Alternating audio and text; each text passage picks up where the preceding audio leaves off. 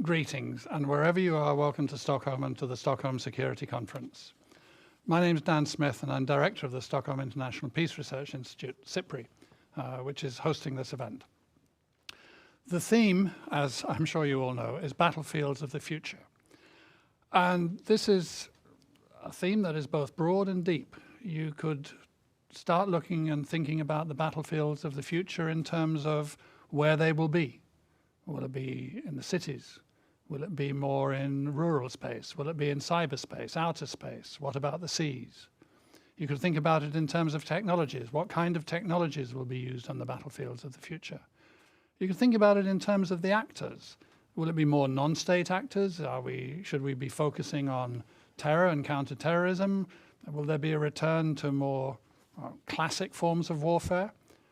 And you could think about it in terms of the drivers of insecurity. Are we thinking about different kinds of conflicts? If we're thinking about the pressures of climate change or social inequality or political rivalries, an increasingly toxic set of international relations, social inequality, there's a number of different ways to be thinking about the battlefields of the future. And there's going to be 4 days of conference to get into this and get into the details of it. And we start now with this, the equivalent of a plenary session if we were meeting in person, with this really fantastic panel to discuss the topic. Let me introduce them first, then I have a couple of other points, and then we will bite straight into the conversation. So I want to introduce in alphabetical order, if I may do. First of all, General Daryl Amerson, who is head of DCDC, the Development Concepts and Doctrines Centre, which is a think tank for the UK Ministry of Defence. So as one think tank leader to another, welcome here, Daryl. Secondly, Dr. Cordula Droger, who is from the ICRC, International Committee of the Red Cross Red Crescent, head of the legal division and chief legal officer. And thirdly, joining us, Renata Dwan, who is Deputy Director of Chatham House, the Royal Institute of International Affairs in London. All three of you super welcome here. And before we do dive into the discussion, I want to thank the Embassy of the UK in Stockholm, the Embassy of Ireland in Stockholm, and also the German Federal Foreign Office for their support for this conference. We're really grateful for it. They've contributed support, and it has been, if I can just say this, it's been the right kind of support because it's supporting us to help us do what we want to do, and they haven't told us what they think we ought to be doing. So that is, as I say, the right kind of support from a think tank's perspective. So let me turn to the panel, and I want to go in the first round in alphabetical order. So Daryl, you get the honour first, but only because of the alphabet. I first came across DCDC back in the day on the basis of your horizon scanning. You're kind of looking at the broad future, 15 years hence, and so on. So from the position where you are now, you've had experience before, I know, in DCDC, and you've been in charge of it for a couple of years or a year and a half or something. So what do you see as you, in that kind of horizon scanning perspective, what are the concerns, issues, points for you about battlefields of the future? Well, first of all, Dan, could I just say what a privilege it is to be able to join you and the panelists today. Thank you very much indeed for the invitation. I was interested in the fact that the title of this is The Battlefield of the Future. And I suspect my first challenge might be that we perhaps need to think about battle spaces, because I think increasingly we will see a blurring, and we are seeing a blurring, I think, of the home and away dimension. And I would probably argue that I think societies now are actually, on the battle space in a sub-threshold sense, in terms of the way some of our adversaries are seeking to achieve objectives below a threshold of war. But just stepping back slightly to the question you've asked, Dan, I think, first of all, it is very important, I think, in particular in defence, that we think about the future. We have to balance the needs of today with looking ahead over the hill at the future. And I think it's particularly important within defence, where we have to think about threats and trends and then think about the way in which that impacts upon our capability development process. Prediction is not the game that we're in.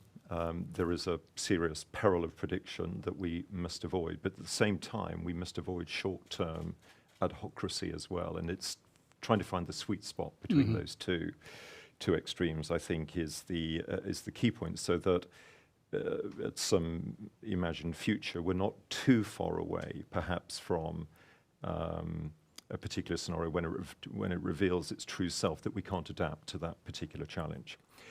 So thinking about drivers, perhaps, therefore, of security, or indeed perhaps insecurity, I think the first thing that I would probably comment on is the sort of geopolitical and geoeconomic shift that I think the truth is we've been witnessing for some time. It's yet clearly to fulfill its, the true outcome of the shift, if you will, in geoeconomic and political power, perhaps from the west to the east. We're yet to see how that truly will play out. But I would argue that is perhaps the 21st century's strategic challenge.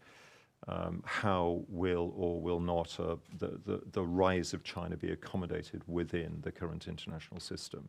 What is for sure, we need to adapt that system, but whether or not that is a peaceful sort of rise and transition, I think remains to be seen.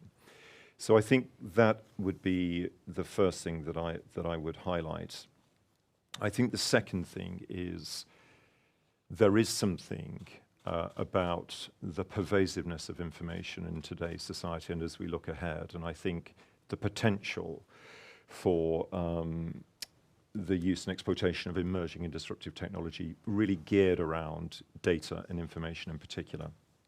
Not exclusively so, but I think that's a really important part of the potential of future technology. So I think what we will see in defense is a far more, in terms of our capabilities, we'll start to see far more software-centric capabilities that are far more iteratively evolved as we seek to exploit information in a far more sophisticated way than we've been doing in recent decades. I think the third trend, bearing in mind that I don't think any of these trends are linear, actually, I think they all interconnect with each other, would be demographics and demography. And I think we sit broadly at, I think, a global population of about 8 billion at the moment. That's expected to increase to 10 billion by 2050. But of course, it's the way that growth is concentrated in certain regions and nations. In particular, I would highlight sub-Saharan Africa as a particularly sort of sharp focus, where I think we're expecting about, of the 2 billion growth in population by 2050, about 1 billion of that will occur in sub-Saharan Africa. Of course, combined with societies that tend to struggle sometimes with legitimate governance and other other issues around insecurity, such as resource scarcity and what have you, water scarcity. So I think demography is quite interesting, and the implications there potentially for migration. And then finally, I will just touch on a sort of cross-cutting issue, if you will, of transnational threats. And I think there are a number of things here which take you into the non-state actor sort of realm of violent extremism, which I think we can expect to be with us in our future. I think serious and organized crime, again, sort of transnational impact of that. And I must comment, of course, on climate change and sustainability as, again, a real sort of cross-cutting, amplifying threat, which interacts with probably all of the other points that I've raised. So I'll probably pause there, Dan, for any immediate comes back, but those are some of the areas I think that we need to be thinking about. So, I mean, China, data vulnerability, demographics, the non-state actors, serious organized crime, and a sort of a background, climate change, the rest of the environmental crisis, arguably also the threat of pandemics and so on. Now, at the beginning, you mentioned the idea of the battle space. Yes. Right. So tell us also a bit more about that. Let me sort of put a potential teaser there for you. Is this basically saying something like all of society is vulnerable? I think what we have witnessed, and I would argue that, we've been tracking this trend now at least since, I think there are two dates I would highlight. 2013, with the arrival in power of Xi Jinping, and we've witnessed a more authoritarian, assertive Chinese, what I would probably refer to as a multifaceted pressure campaign in a number of regions and nations of the world, a more coercive approach. And I would also highlight 2014 with Russia's illegal annexation of the Ukraine as two particular moments in time where we're beginning to sort of see adversaries using a whole host of levers, instruments of power to achieve strategic and political objectives below what we have traditionally defined in the West as a threshold of war. So one might, to put a tag on that, call that perhaps what George Kennan might have called it at the end of the Second World War as political warfare, that is using pernicious information, that is trying to subvert and undermine society. So I think, to get to your point, this is this notion of the sub-threshold, the whole of our societies are on this battle space. So we have to think about societal resilience in a much broader sense than simply defense resilience. Mm-hmm. Okay, good. Thank you very much. I'm going to move along now through the alphabet, Cordula. One place which I wanted to be sure that we covered in this conversation is the city. So a couple of centuries ago, about 3% of the world population was urbanized. We long since, I think a decade ago, we passed the 50% mark. It's heading up towards 65 to 70% of this much bigger total population. Do you think, as a very broad general question, do you think if we've seen this extraordinary urbanization, we are going to be seeing an urbanization of warfare? How well equipped do you think we are to be handling a world in which the urban space becomes much more a site of warfare of different kinds? Yes, thank you. And thank you first for inviting also me and representing the ICRC here to this conference, which I think promises to have a great program. Yes, I think we have already seen the urbanization of warfare, particularly in the last decades. A lot of the important conflicts were conflicts fought in city. When you think about Mosul, when you think about Aleppo, Raqqa, Donetsk, Mogadishu. So we have seen the fact already that urbanization, as people move into cities, so do wars. And we have seen wars in middle-income countries as well. And so it seems to me that the urbanization of warfare is a conflict trend that we will see in future conflicts that's almost inevitable for demographic reasons. And that carries with it a number of risks, of course, for the populations.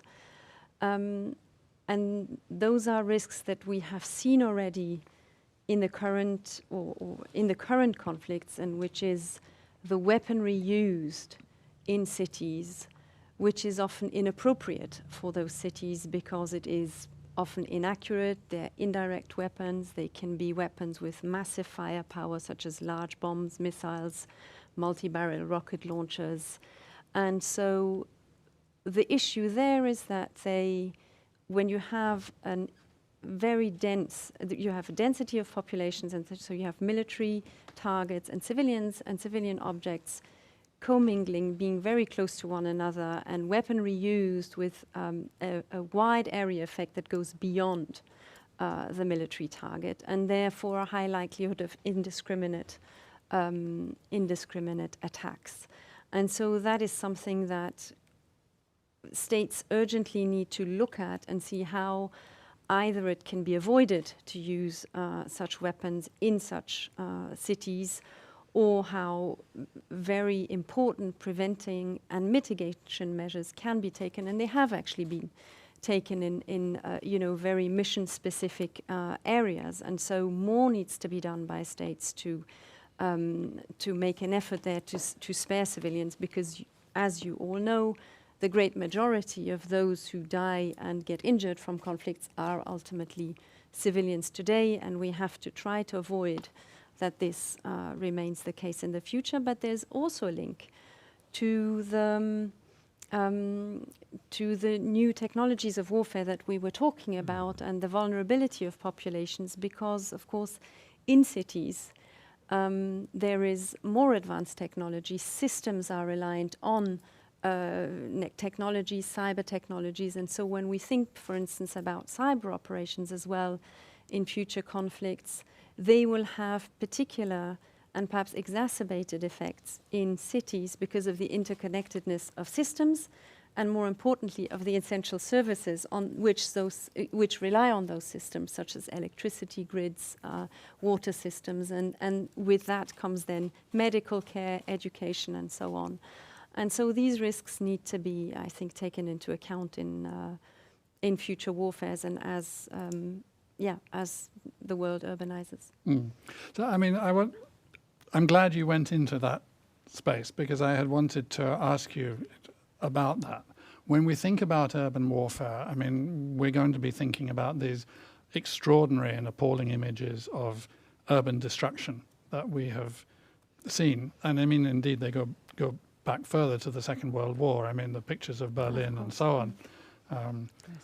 We remember from Bosnia what Sarajevo was looking like. We remember from Chechnya what Grozny was looking like, and so on. So this is this destruction of cities, but it does seem, I agree with you, to have become particularly marked in the last decade. But there's this whole other side of it, which is that here we are in kind of peaceful times, living in cities, increasing numbers of us living very closely together, relying on all kinds of social relations and also technological networks to make our life in the city work, because we're not growing our own food. We don't have access to clean water except through the tap, and so on. And I was wondering whether there are, whether the ICRC in fact is thinking about, for example, the effect of attacks on critical infrastructure, which could be done through cyber means or could be kinetic means, and what the legalities and the legal instruments surrounding that, or the thinking is. Yes, very much so. And we have in recent years really looked at infrastructure in cities and how it is complex and it is interconnected. Right. And that is the case whether it is attacked kinetically or whether it is attacked through cyber means. In both cases, we're also trying to now work with cities, with municipalities to try to make the infrastructure more resilient to such attacks, which of course again is difficult in conflicts, in conflict settings. But there seems to be no choice but to do this. And in terms of the legality, I mean, direct attacks, of course, on civilian infrastructures are prohibited under international law. And so, secondly, of course, the question is more the second and third tier effects of attacks on that infrastructure. And what's interesting there, I think, is that also lessons can be learned from what we have already seen. And I think it is much easier today, or it becomes easier to predict what second and third tier effects are. And I think this needs to be then factored in also by the belligerents when they plan and carry out their attacks, and to know what effects will this have, the electricity grid, the water, the sewage, disease, pandemics. It's one continuum of effects. Right. Okay, so Renata, I want to move to you, and I wanted to ask you to talk a little bit about the technologies. And we've been thinking about, both what you could call old-fashioned, standard, smash them down, kinetic technologies, and we've been thinking about what you could think of as the more exotic technologies, cyber hacking to get the effect. How do you understand, given what we think we know about conflict paths in the future, what do you think are the technologies that we should be most thinking about? Is it the more traditional? Is it the more exotic? Is it perhaps chemical and biological warfare? Or is the answer actually just all of the above? Over to you. The easy question. Yeah. Nice to see you and to be in SIPRI, so thanks for having me today. All of the above is the easy answer, but let me just sort of walk us through, I think, why that might be the case.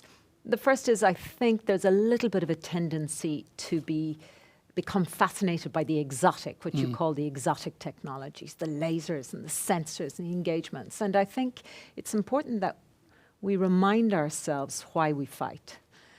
I'm not sure technologies are changing so much the reasons for fighting, but they change the way in which we fight. And I think it's important to bring us back to why people fight and not to get too attracted to the technology that we miss that bigger set of objectives and focus.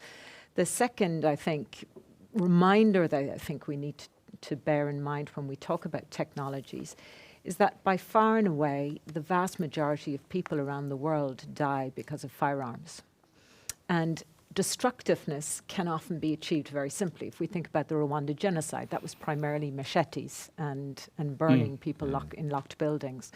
So I think if we think about violence, most armed violence is still by firearms and is still in countries that actually aren't even in conflict. The top 6 deaths in areas are primarily the United States and Latin American countries. So it's important that we don't fall down too much the rabbit hole of the technologies. That being said, the sheer scale of new technologies or emerging technologies across so many different fields, whether we think about biotechnology, where we think about digital and cyber technology, space and cyber assets, robotics, automation, is the human-machine interface, machine learning. All of these developments happening at once can be very difficult to navigate and difficult to understand how we understand them and then what we prioritize. I think if we take a step back, what are we seeing? I would suggest 2 things we might want to think about. One is that while we used to think about technology of war, about destructiveness, could we make a faster bomb, a bigger bomb, a heavier bomb, a nuclear bomb as the ultimate in destructiveness? We're now seeing a continued emphasis on destructiveness and on lethality, and also faster and longer if we think about missiles and the ability to move much faster distances. But increasingly we're centering on issues around accuracy, around issues around precision, around issues on sustainability, issues of stealth, perhaps connectedness, that different weapons, different technologies speak to each other, different militaries can connect with each other. So we're seeing a trend, I think, in technologies and the implications of conflict where we measure technologies not only in destructiveness, but in issues around surveillance, information, to echo your point, Al, about the information age, the weapons of information, and information as a weapon. And what does this mean for conflicts of the future? I think I'd only echo both the speakers before to say we're looking at multiple battlefields and the notion of battle spaces or battlefields, but you're looking at the ability to conduct across multiple levels and then the focus and the target being about information across levels. We're looking at the ability to continue the protraction of conflict because you can sustain yourself better. You can use robots for logistics. You can perhaps use 3D printing for 3D technology to sustain yourself in the field. So you're seeing measures short of all-out war, as Darrell suggested, protraction and wars that go on longer, but also wars that are going to be less predictable. Stealth, meaning you don't know where you might receive an attack. And it's much harder to signal to your adversary what you're about to do, where your red lines are, and how you might engage. So that raises the risks of escalation, potentially, and therefore that conflicts could be much more diffuse and take much longer to solve and to engage. The final point I think is important for us to think about, and back to which technologies should we be focusing on. I think it's again, back to the exoticism, that we shouldn't get fascinated by any single technology, but we should look at the interplay and the convergence of different technologies. It's when nuclear meets cyber that we're concerned about risks of escalation and possibly miscalculations. It's when we think about space-based assets and laser that we think about how we respond and what might be the consequences. So where I think future analysis has to take place is trying to understand which countries, which actors, and in which context you use which technologies to converge. And how do you understand those convergence between what you might call different technologies, advanced, conventional, and strategic weapons. And that will differ very much from country to country, from actor to actor, from capacities and capabilities and monies. But as technology becomes cheaper, we will see more non-state actors accessing some of this technology. And that, I think, makes the picture of conflict much more complex to understand and respond to. Yes, none of you is making anything any simpler at the moment. But you are providing an awful lot to be thinking about and to be following through. And I wanted to pick up on one word that you used during that those comments, Renata. You talked about conflicts becoming more diffuse. And I connect that to a line of thinking, something which has been concerning me for a little while, is that the number of armed conflicts now is higher than it's been at any point since 1990, the end of the Cold War, and higher than it was in 1990. In addition to which, there's the other conflicts that our colleagues in Uppsala Peace and Conflict Research Department count, the non-state conflicts and the one-sided conflicts. It takes it up into the vicinity of kind of 160 to 200 such conflicts happening during the course of a year. At the same time, so far as we know, the number of battle deaths is down. Although the second decade of this century recorded far more battle deaths than the first, that's very much to do with Syria. Right? And in general, the trend seems to be one that individual, per armed conflict, there's fewer deaths. And this raises for me the question of intimidation. Right? It seems to me as if it is possible in this diffuse conflict landscape for groups to be achieving the effects that they want with less killing. Right? It doesn't take so much to terrify a community. It doesn't take so much perhaps to silence the journalists. You might not need to have a genocide like in Rwanda. Maybe it can happen at a much lower level of violence. It doesn't mean that the problem is less. It just means that it's very different. And I'm wondering how this trend in violent conflicts that we've seen, more numerous but less lethal, yet full of intimidation and an atmosphere of insecurity that's really profound, how that plays into what you've been thinking about in terms of these kind of different dimensions of the technologies and the conflicts fitting together.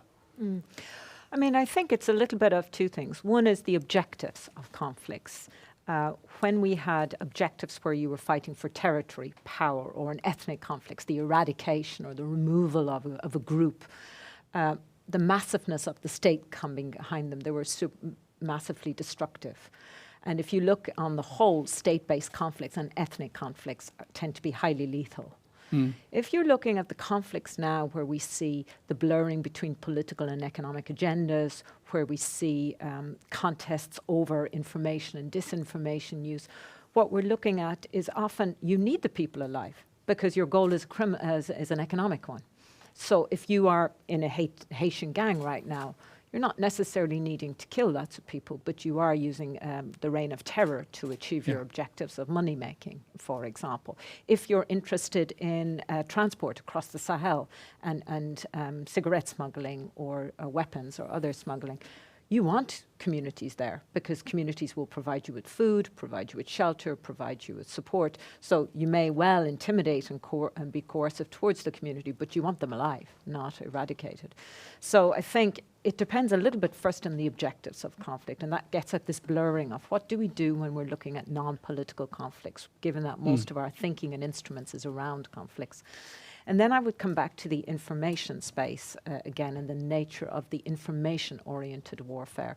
The technologies that you're interested in using then are technologies that help you surveil communities, survey your adversaries, shape the views and thoughts of your adversaries, impact their thinking, their trust in societies or non-trust in institutions and authority. And those are the instruments you're wishing to make use of and to prevail. So in addition to, I would think, yes, you might see a more lethal, a decline in lethality. It's because it's in your interest and your benefit to have communities alive, but listening to you, engaging in you, and essentially the battle of the mind. Yeah. Yeah, I think that's right. I think the mind becomes one of the most important battle spaces. In fact, Cordula, what's your take on this question of the kind of the diffusion of conflict and the... I mean, you know, at the ICRC we have a very legalistic approach to conflict, so we don't define conflicts in terms of the number of battle deaths, for instance, but really along the legal lines defined by international humanitarian law. So you have international armed conflicts and non-international armed conflicts, which are conflicts which are the great majority of conflicts and which are fought between states and an armed group or several armed groups. And we indeed we count about 100 armed conflicts around the world in about 60 states. And I think we have to be a little bit careful about looking at conflicts, at armed conflicts in the sense of civil wars or international armed conflicts in terms of battle death, because you have, of course, the direct death, but you, of course, also have injury. And in particular, as we were talking about war in cities, you have, you know, about in these types of attacks, you often have one dead for about 5 or more injured. You have the highest number of, figure of displacement. And so perhaps also if people aren't killed, it's because they flee, of course. That's the case for Syria, but it's also the case, for instance, if you think about a place like Myanmar, where you have a great number of deaths, but also, of course, 1 million or more people who fled across the border. And I think that's also an important aspect of conflicts. And then lastly, perhaps also, and we were talking about it before, the second and third tier effects, and the fact that when you have this destruction of infrastructure and essential services, medical healthcare, etc., you then, of course, and lack of or blocking of humanitarians' access, it results in food insecurity, hunger, and often, you know, starvation. And so people then die of, they can die of famine, or if they're malnourished, they can also die of disease. And so I think when you think about death resulting from conflict, we have to think about it in a much broader way than direct battle death. I want to change gear now for a moment, and then I'm sure that we're going to come back into this from a different angle.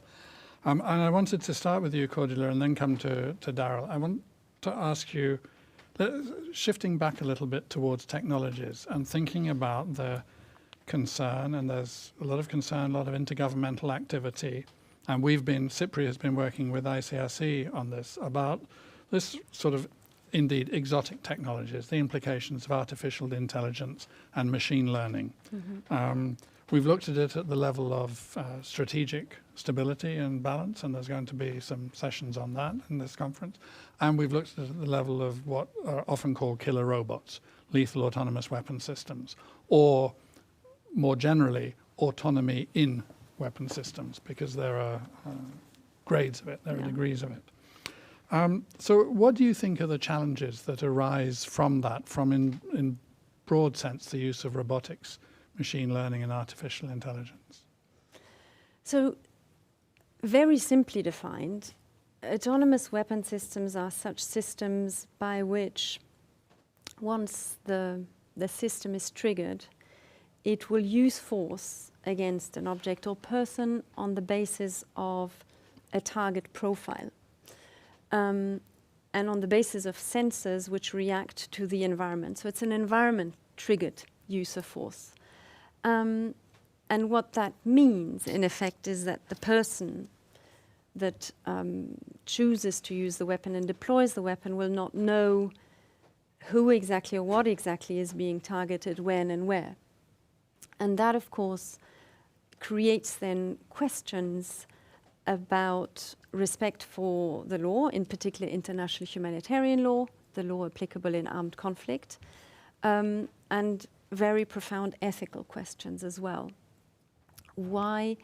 Because we also have the trends of warfare that we were talking about, so urbanization, fast-paced warfare, very complex battlefields in which it is difficult to distinguish between who is civilian, who is combatant, and so forth. And so from our perspective, the particular issues that we see are the ethical issue, particularly of targeting persons, so using force not so much based on human judgment, but based on this combination of sensors and machines and programming, as well as respect for international humanitarian law. And why I'm saying this is, under international humanitarian law, when you launch an attack, of course, the basic principle is the principle of distinction, so you have to distinguish between civilians and combatants and civilian objects and military objectives. You have to avoid excessive civilian harm, and you have to take precautions in order to respect the principles of distinction and proportionality. And of course, if it becomes difficult to predict what and where and when you are going to use force, then of course, how do you then ensure that you will know whether, for instance, a civilian or a combatant is being targeted?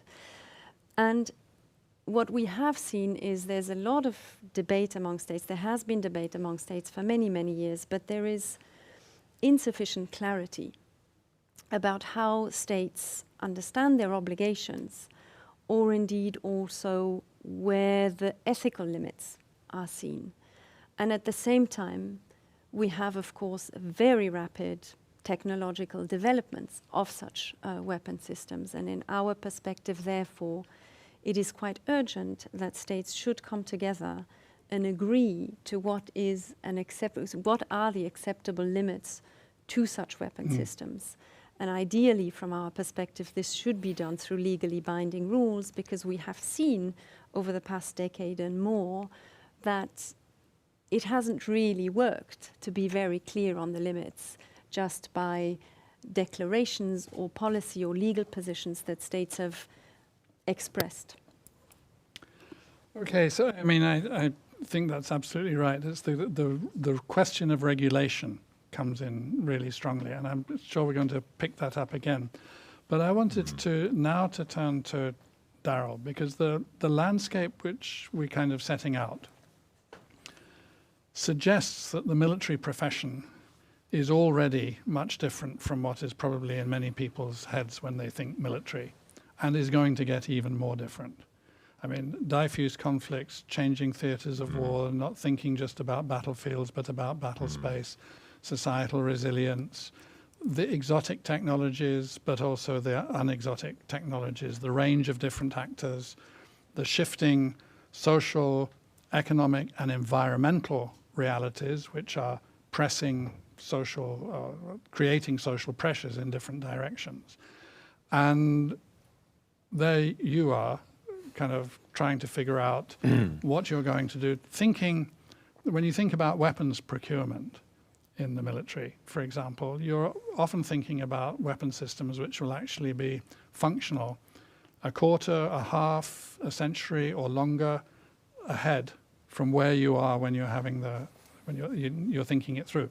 Now, I'm not asking you to comment on weapons procurement policy. Let's keep that one at least off our agenda. But just, how do you feel about this what do you think about this as a set of implications for your profession? I think it is a significant time that we find ourselves in, and many of the issues that we've discussed are actually not just about the future, of course. They're absolutely with us today. And I think there are some significant implications for the military profession. And it's interesting because, of course, from a UK perspective, we've recently gone through a strategic security and defence review, the integrated review that was published earlier this year, the defence implications of that in the Defence Command paper. And it's also allowed us to think very, very carefully about our doctrine within this new context. And you might describe that context of one of an era of systemic competition. And I've sort of alluded to and described aspects of that context. But I think from a military perspective, what we probably have to do is to guard against and absolutely avoid what I would call masterly irrelevance. And what I mean by that is being masters of a form of operating in warfare which is no longer relevant. And I'm sort of paraphrasing, probably quite poorly, a phrase that was used far more eloquently, I think, by General Mattis previously. But there is a risk of masterly irrelevance if we don't adapt to modernize to some of these new contexts that we're facing. So that's a really important part of defence's agenda, is modernizing and transforming at a relevant pace such that we can compete effectively in this sub-threshold arena that I've described, but critically also having the ability to warfight, albeit as a last resort, if we need to. And it remains the case that the preeminent purpose and core competence of the armed forces is to warfight, albeit, as I've said, as a last resort. So thinking through the implications of this, I think there is something, therefore, about using the military instrument in this context in a much more strategic way with other cross-government instruments of power, and critically our allies and partners as well. That is where we have a strategic advantage over some of our adversaries, the fact that we can work together as coalitions, flexible groupings and alliances to bring influence to bear. So I think allies and partners is a really important part of our response. I think we need to act more strategically. Often we may have a problem in a military space that actually can be achieved through a solution in a very different sector. So we need to think more strategically. We need to be more proactive. We need to take a more active approach in deterrence, mindful of, Renata, your point about the risk of unintended escalation through miscalculation. We need to be careful there. So I think what we also have to do is to elevate our understanding of these nations and these regions and these issues that we have spoken about. There needs to be a really sophisticated understanding of adversaries and these contemporary issues. I think the other thing I would say is that as a military, what we have to be as well is more integrated across what we call 5 operational domains. So typically, we've been integrated in the maritime, land and air domain. We have to be ever more integrated with the space domain, in particular with the cyber and electromagnetic domain, and you can sort of wrap the information environment around all of those. So we have to build skills and competence in these newer arenas as well that I think will become increasingly important. We need to invest in innovation, experimentation. We need to think about the people implications of this in terms of attracting talent and skills. We need to work ever more closely with private sector partners, many of whom are leading innovations in these technologies and these areas. I've mentioned climate change already.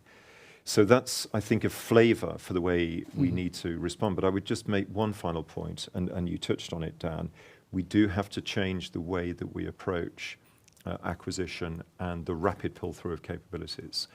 So with a more software-defined set of capabilities, we need to take a much more adaptive and iterative approach and rapid approach to the way that we develop and bring into service capabilities. So that, I think, is an area that we're absolutely determined to do. So one of the things which you said in there, I mean, you talked about the change which is needed within the military, skills and competence, integrating across the 5 domains and so on.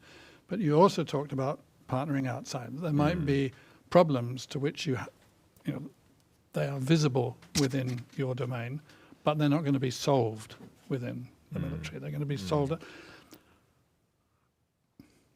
How well are the conversations going across government to have a sensitivity to this interaction of the different areas? Because, and I ask the question because I think there are several areas that I know of where, for example, if you talk about the security-related impacts of climate change, you have both people in the security world and people in the climate change world telling you all the time these are 2 different problems. And since facts on the ground show me these are not 2 different problems, of course I just carry on with the argument. But the conversation between those different sectors can be a complicated one. Yeah. It's a very good point, Dan. And one of the central themes of our, we developed a concept in defence that has informed our approach to the integrated review, the integrated operating concept. And one of the central themes, recognising this new strategic context, is one of integration. And we talk about the integration of the 5 domains. We talk about the integration with allies and partners, but critically, we also talk about the need to integrate more effectively with our cross-government departments and agencies as well. So I would be the first to say, you know, could we be better? Absolutely. But there's an absolute appetite and intent and desire to ensure that we are more joined up at a national level. And certainly that was a significant feature of the integrated review that we're now seeking to implement, led by the National Security Advisor, such that we are more joined up and can respond and actually be more proactive and integrated in the way we respond to what are multifaceted challenges that often defence will be playing a supporting role. And that's the point about being strategic, recognising where defence actually is likely to be playing a supporting role, not necessarily the lead role.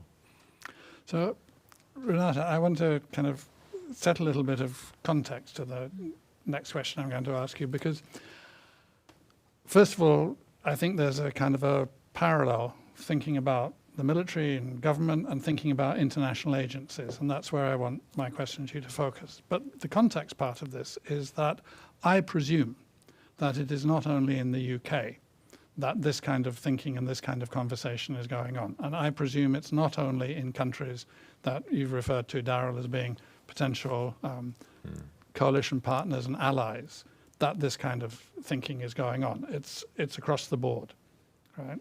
It's in many countries from different perspectives, everybody grappling with their sort of national take on this set of issues.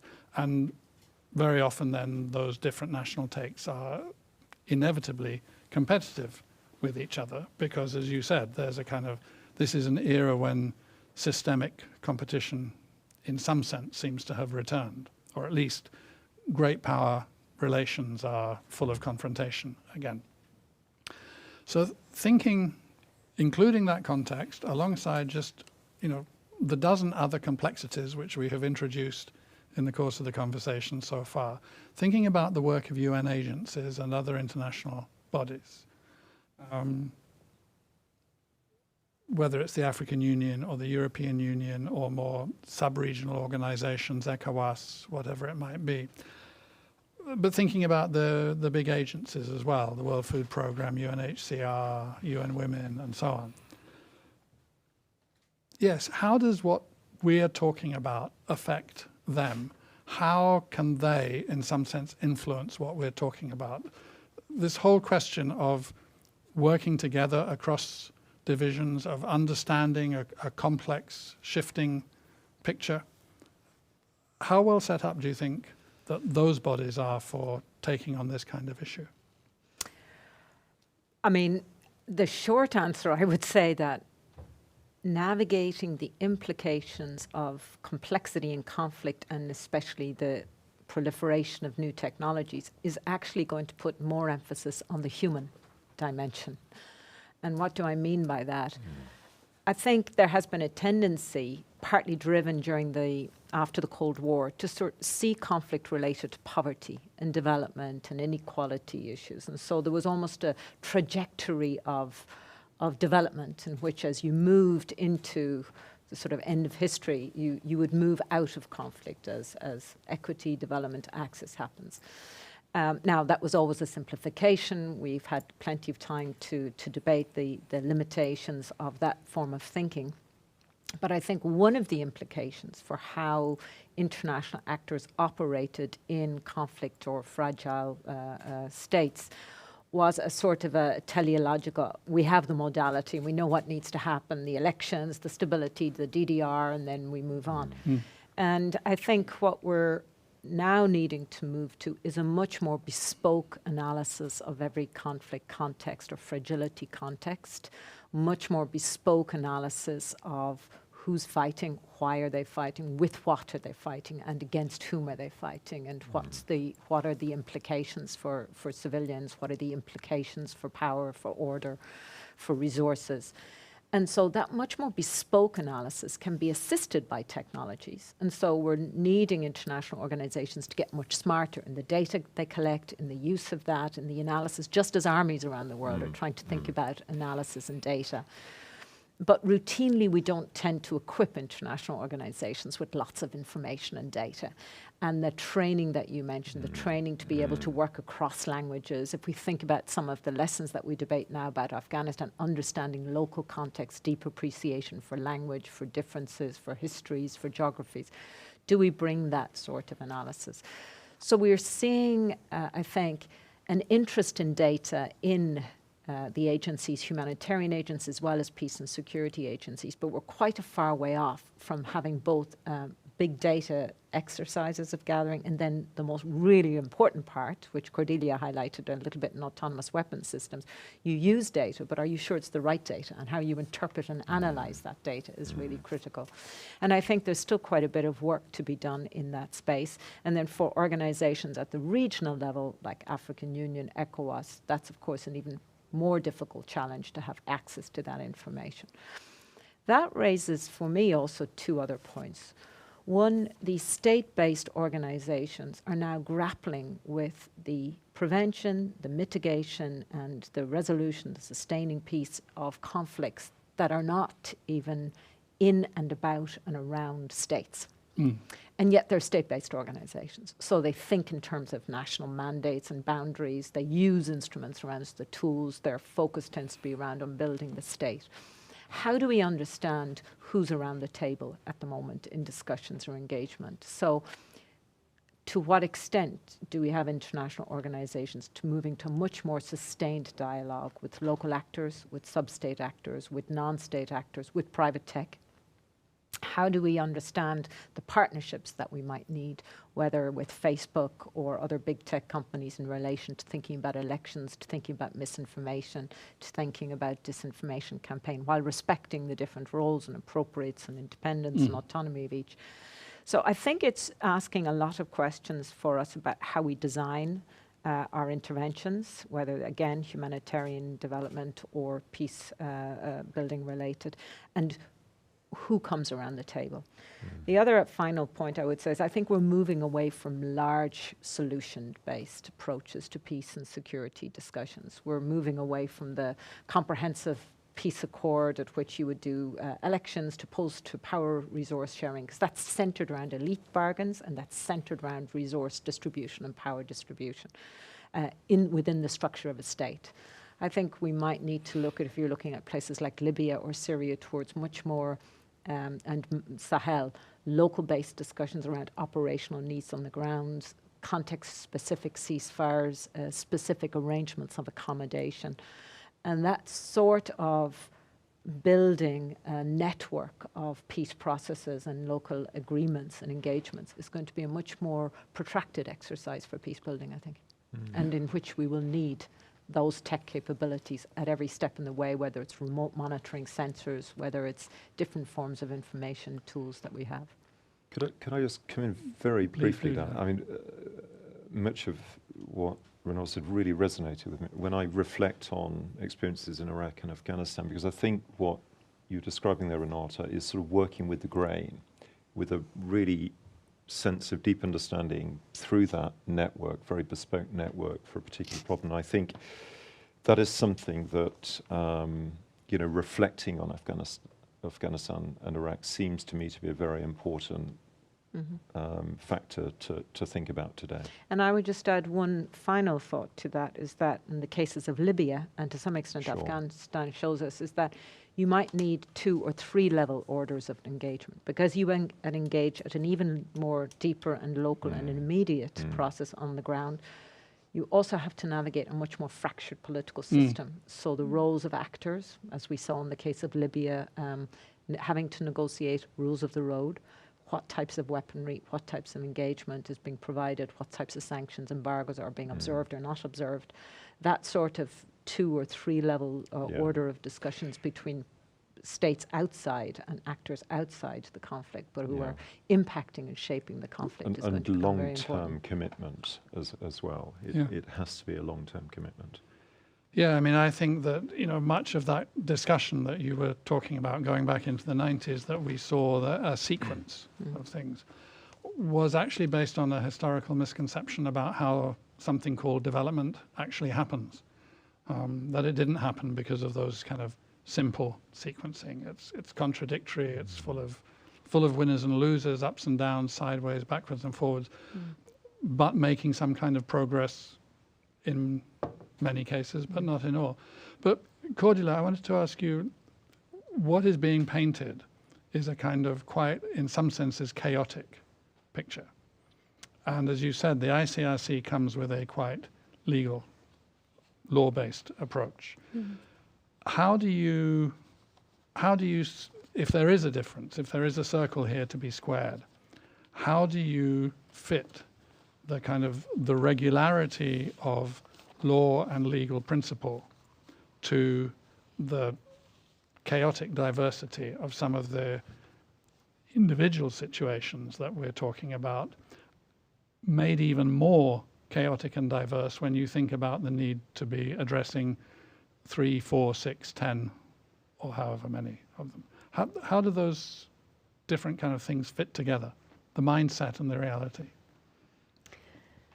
I think they fit together because international law is in fact extremely complex as well, and has developed over the years to be quite a comprehensive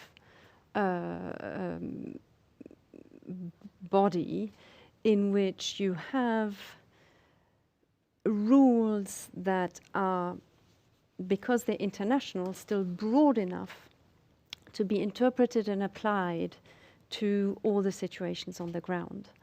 And also, we had a lot of talk today also about the below and above the threshold. So, you can already make the difference between what is traditionally an armed conflict, and within that, of course, you will have a myriad of situations, and then what's below the threshold of armed conflict. And to one of those, international humanitarian law applies, to the other, more broadly, human rights law applies, but still you have very comprehensive rules that apply to all these situations. And while, of course, we lawyers get paid to look at all the different sub-aspects of everything, at the end of the day, the rules are relatively easy to respect, and at least the basics of those rules, do not, kill an enemy hors de combat, do not torture, etc., are relatively simple, and they can apply to any of those situations. And in particular, international humanitarian law is really about respecting the life, health, and dignity of, your enemy, and about the civilian population. And even if you have a complex conflict like in Syria, with its myriad of armed groups, and then states behind those armed groups, other states behind the state, etc. I think the rules have shown that they can be applied, and they must be applied, of course, and that if they are applied, they reduce the suffering. And so when you think about the objective of those rules, I think they are still very much true for all these chaotic situations of violence. And so while I don't want to minimize the complexity of the conflicts, I think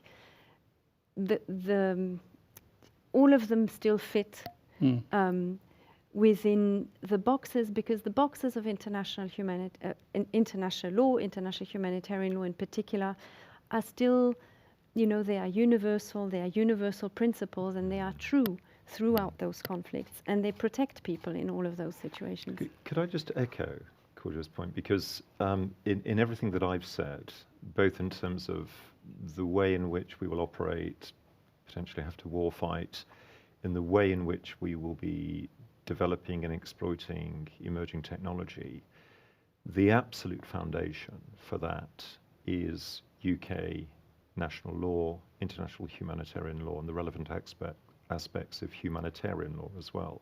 So there's an absolute central foundation to the way that we'll approach the way in which we sort of operate and warfight. It's such an important point that absolutely resonates with me, Cordia. And perhaps because, we are coming to these, in a way, 20 years of one of the conflicts in Afghanistan, which is, of course, a much longer conflict. Yes. And is going to endure in different ways. But it seems to me that one of the lessons that we have learned from Afghanistan is that when you look back at 2001, international humanitarian law was rather put into question. Its relevance in this completely new conflict, international terrorism, transborder conflict. And there was a moment where, we still had to, at least at the ICRC, but also other states, had to sort of a bit fight for the reaffirmation of this body of law to conflicts. And I think today we are not in this normative discussion anymore. It doesn't mean to say that the law is being respected on the ground as it should be, but I don't think we are in putting into question of the law itself in Afghanistan. And that, to me, is a lesson that we should take with us to new conflicts, because new conflicts will emerge, and it is likely that we will see again this argument to say for these conflicts the rules are not appropriate, or this type of conflict has not been foreseen, etc. And I think we have to remember that international law is set out to be enduring, because unlike national law, it's not being renegotiated in Parliament every year. Yeah. Renata. I would just add a two-finger to that, Cordelia, at the risk of not being a lawyer. But what I would say is the objectives perhaps may stay the same, but the means by which we get there might be changing. That's right. The idea that it's that international law is decided by states, for states only. We do need to ask ourselves about multi-stakeholder, about the role of big tech, about private sector engagement, at least consultation in processes of lawmaking at times when so much of the technology and capability is being developed outside of government and outside of state control. And the second feature that I observe is that we seem to be moving towards the development of norms, perhaps as a step along the way to more legally binding principles. And I think it's important to keep the focus on legally binding arrangements. But we are in a world of norms and principles being discussed as much more of a framework as we think about developing laws. Yeah, I think that's correct, and I agree on both points. The first about involving the private sector in the discussions on new technology, and also more broadly about who is around the table, and you mentioned several factions, etc. It seems to me that we also need to mention women in this discussion, be it in the peacemaking processes, but also, of course, in the arms controls processes and discussions around weaponry. So that's, I think, an important part as well. I think women and youth. I mean, and youth. One of the important points that was made very straightforwardly during our Stockholm Forum on Peace and Development earlier this year, is that it's really crazy to be having a conversation in a country and excluding, first of all, half of the population, and then in many countries, actually, the majority of the rest of the population from it. So I think that principle of inclusivity becomes enormously important. And the one thing that I would add to kind of round off this bit of the discussion before we move into kind of closing comments from each of you is that I think one of the things about the framework of international humanitarian law is that it also reflects basic moral principles that apply essentially everywhere in one form or another. They get different forms of expression in different cultural traditions, but they essentially get to the same place. We have a common language when we think about what an atrocity is. We have a common language when we think about what is justified and not justified in terms of violence. And so, as chaotic and changing as things are, I think the emphasis on the human dimension that you mentioned, Renata, one component of that is a emphasis on a kind of continuing moral and ethical basis. Let me ask each of you for a key takeaway. I mean, we've moved around over a lot of territory here, and I hesitate to try, between the technologies and the battle space and the emphasis on the human dimension and the humanitarian development peace building nexus, we've covered a lot of ground here. The rest of the conference will cover a whole lot more.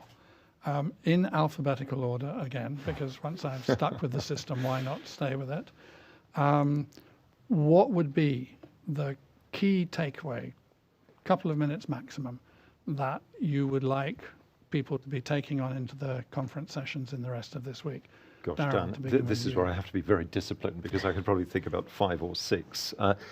So thinking of one, thinking about where we are today and thinking about future threats, I'm going to just finish on the relationship between ends, ways and means as a sort of framework for strategy. And I think whilst ends will be defined by interests probably and values, we then need to think about the relationship between ends and ways before we think about the means. And it's really going, I think, to Renata's point about let's not race to technology as the answer here. So let's think about the ends that we're trying to achieve and the ways, or if you will, let me use another term, the concepts that we're going to use to try and achieve those ways, and only then think about the capabilities to deliver those ways and achieve those outputs and outcomes and objectives that we desire.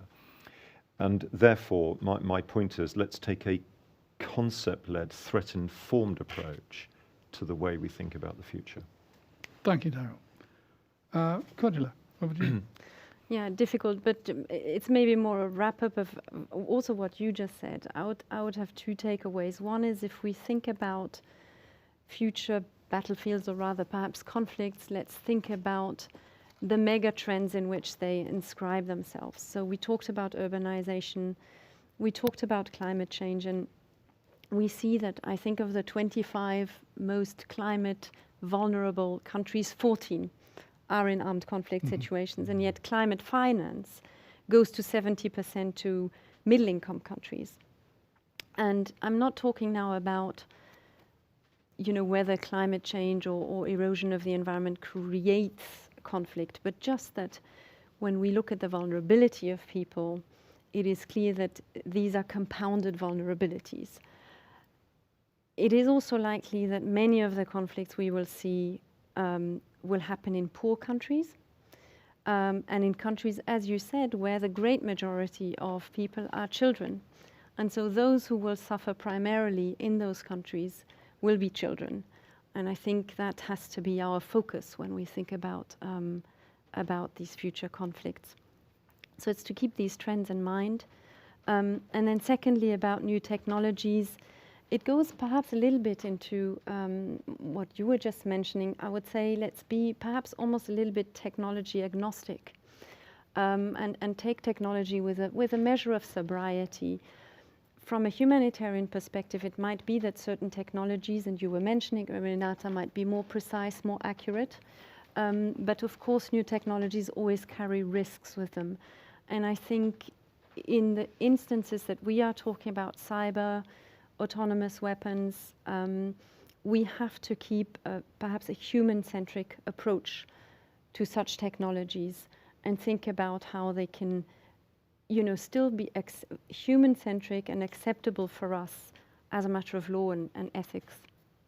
Thank you, Cordula. And Renata? Well, looking at the agenda, I'm struck by the range of technologies that are being examined. And I think I would throw a question out to people over the next few days, which is, what does power look like in AI? What does power look like in quantum technology? Because we had systems of measuring power in countries. SIPRI has done it for years. We count the tanks, we count the number of people, we count the budgets. But now we're looking at technology that can't be just seen in the military domain, sits at civilian. Different countries have different relationships to their private sector.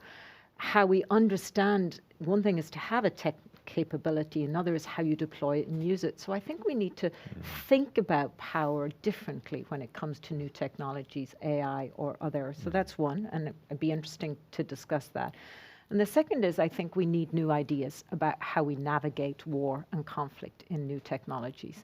I think deterrence, that has dominated so much of our thinking in World War II, nuclear, but not only nuclear, assumes rationality, assumes clear adversaries, assumes red lines, and assumes information around those red lines. It was always a construct, never existed even in the nuclear, with the Cold War, the bipolar Cold War, but it certainly isn't going to be sufficient as a way of thinking and approaching conflict for the sorts of conflicts that we're describing today. So we need ideas in and around the future of deterrence. Well, I think that the first lesson which I'm drawing out of this is that these opening sessions should actually be about 2 hours long, and then we could dive into it. I said before we met, actually, that when we get to the end of the session, our criticism of it is going to be that we could have said so much more if we had more time. But there are other people who are going to do that job, so we can be let off the hook. I think the second thing is that what this whole theme is raising is the intersection of a number of different problems. First of all, problems in the field of security, conceptualizing it from the bottom. I mean, now you've asked a fundamental question: what does power look like in this setting? What does security look like in this setting? What do we mean by some of these terms in these changed contexts? Some of what it means is kind of pre-given because values persist. Right? Some is pre-given because we have come to legally binding agreements and we don't see big incentives for changing those. But some of it is not, because different other parts of the foundation beneath us are moving. So we can take seriously the guidance about not racing to technology. We can take seriously the thought about this needing new ideas, that thinking in a traditional way about deterrence is not going to serve us perhaps so well. There's just a huge amount to open up here, but that's insecurity. Right? Now, what we've also been talking about is the intersection with issues outside of the security domain, not just the ones which I've been thinking about and writing about for some years to do with environment and security, not just the obvious ones to do with social inequality and political instability and so on, but also really the movement of economics, economic trends and so on. So how societies are looking, what the demographics are. It is a big challenge. Thank you so much for joining us in it this morning, afternoon to kick it off. I think it is very much over to the conference now, to the rest of you. 4 days of really interesting sessions. Thank you very, very much for joining us for this. Thanks and goodbye.